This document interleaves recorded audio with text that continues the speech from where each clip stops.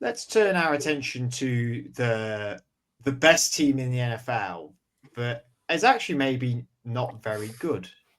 The Kansas City Chiefs are becoming a bit of a head scratching team at the minute. You know, they're currently 11-1. This is the bad portion of this evening, which people may be surprised about. And they're the number one seed in a minute, but they barely beat the Vegas Raiders 19-17, James's team, which I'm sure he'll be very keen to talk about in a moment before I get Johnny's opinion. There's a blocked field goal. There's a miscommunication on the snap that loses the game for the Raiders.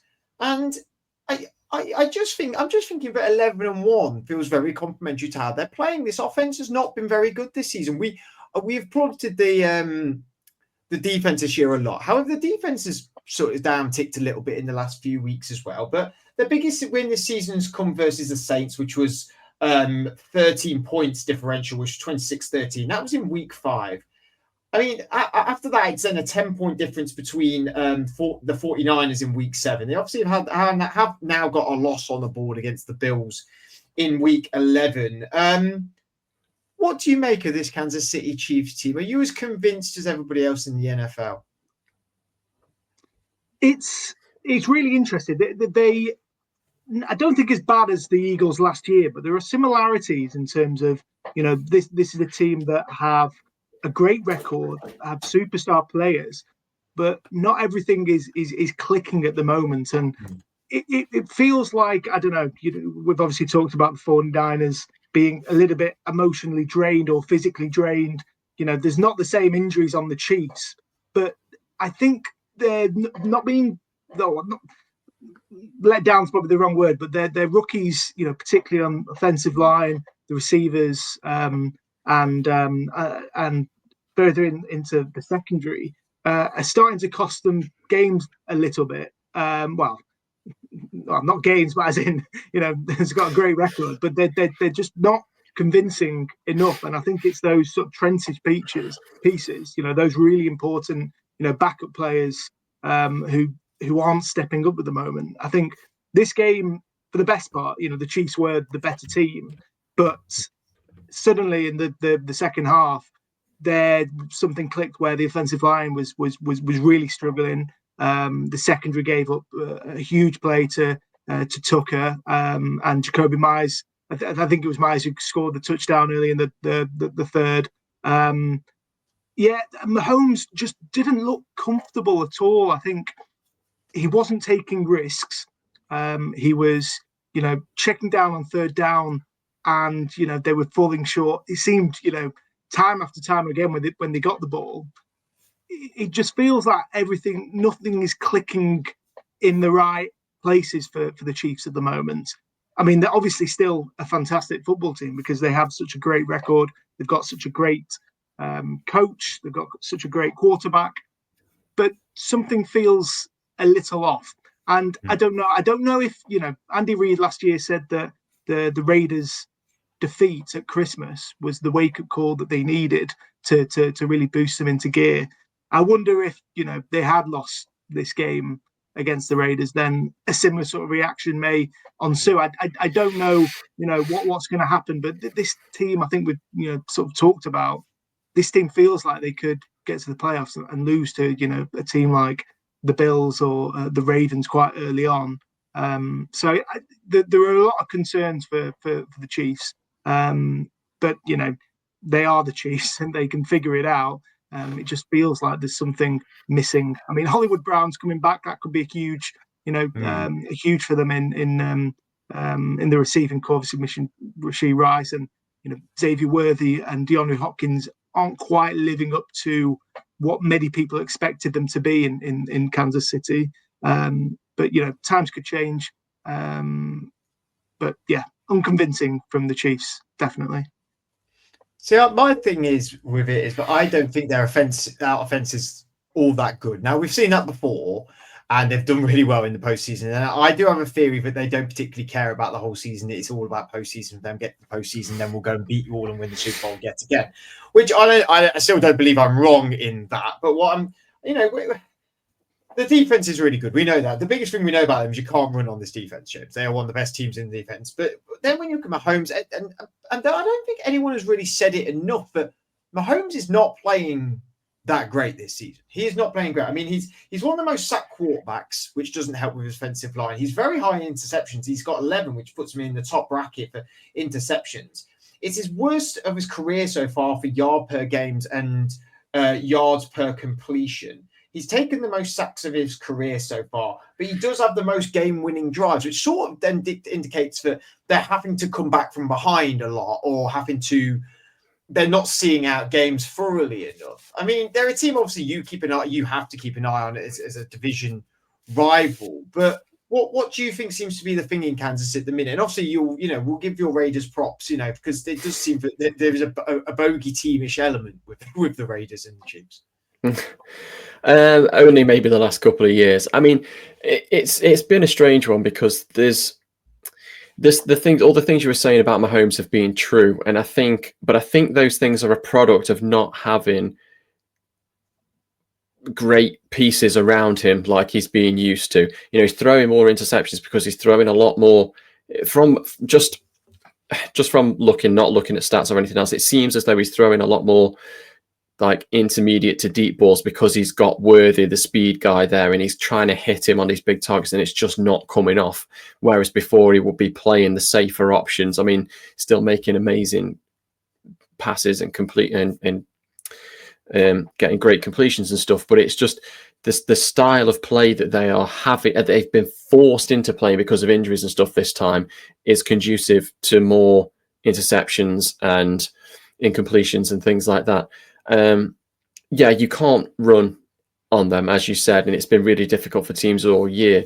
What the Raiders did the other day was something that not many teams have done, and I think the last guy that did it was Joe Burrow a few years ago, whereas the passes outside the numbers from Aidan O'Connell, I think he racked up a few hundred yards on them, and it was just, that's normally not where you expect to be able to hurt the Chiefs. You expect their corners and their safeties and stuff to be out and flying and batting all these passes down and making interceptions themselves. Whereas in this game against the Raiders, it was just a weird one because these two games that they've played against each other, this Christmas Day game last year and this Black Friday game, whether it's just short weeks or whatever it is it's not, allowed them to be the sort of team that they usually are. But again, like Johnny was saying, going into that Christmas game, it could have been yourself.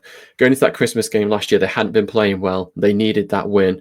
They needed that loss, to spark them into life, and it kicked on the back end of the year.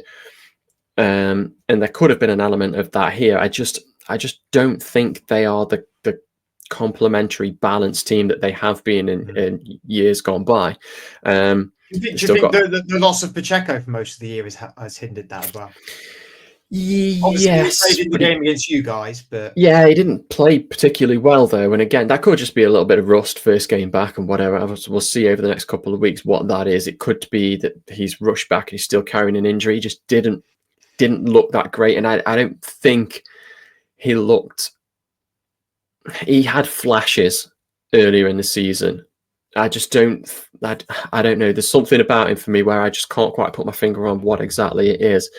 The style in which he runs in is a sort of strange one that just isn't conducive to the Dukes and to the evasive and elusiveness that you see from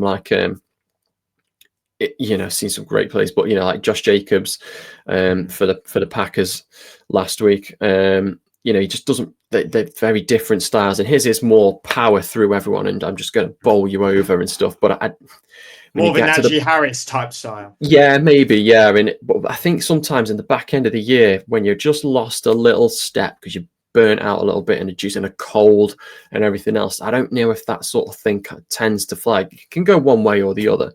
But I don't know. I mean, I was just looking at the bracket for what the playoffs are at the moment, because I'm not convinced that even if they finish in the number 1 seed, which I'm not certain they'll do still, I think the Bills have got a great chance of still catching them. Their current playoff picture looks to be playing either the Chargers or the Texans.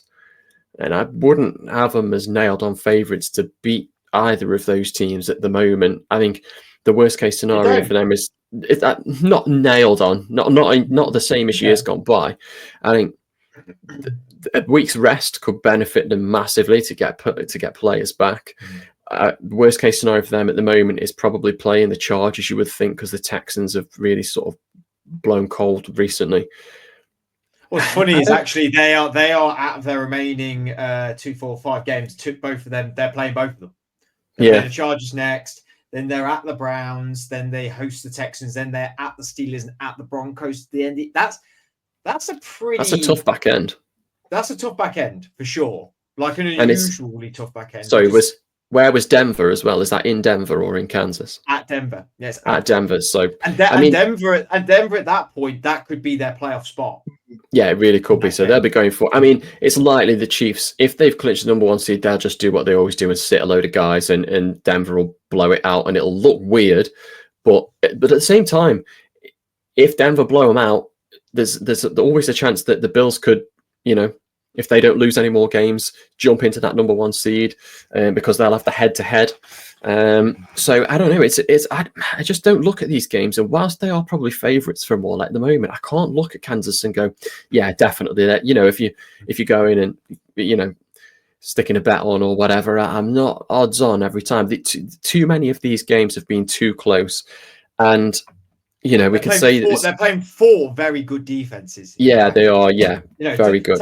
Texans is the only defense I'm not convinced about. When you look at the other 4, though. You have to think as well, like you think back, and if I'm not saying that it's just because they're the Chiefs, but if another team had played in a lot of these games, and some of the decisions that have gone the Chiefs' way, or the balls bounced a certain way, or whatever, the fumble against the Raiders, or whatever, a different team, these things wouldn't have gone their way. They'd have 3 or 4 losses on their slate now, and they are a very professional organization. They don't make silly mistakes like the Raiders did with the snap and everything else, but at the same time there was a potentially other slightly dubious calls, and you think, are they benefiting from some like slightly more favorable calls, especially at home as well, where the crowd's pretty mad and raucous and everything else? And I don't know, I don't trust them as much as I trust Buffalo or Detroit, or maybe even the Vikings at the moment. I probably trust more than Kansas to get things done in these close games and stuff. It's so weird to say because they've been so dominant and so good, and that really pains me to say as well, obviously. But I don't. This season, this isn't going to end how they want it to end. I don't think. I can quite easily see this as I think I said when we were chatting earlier on, this could just quite easily be a one and done in the playoffs. And I don't know. I don't know where you go from there. They've got some, where do you go with Kelsey after this season?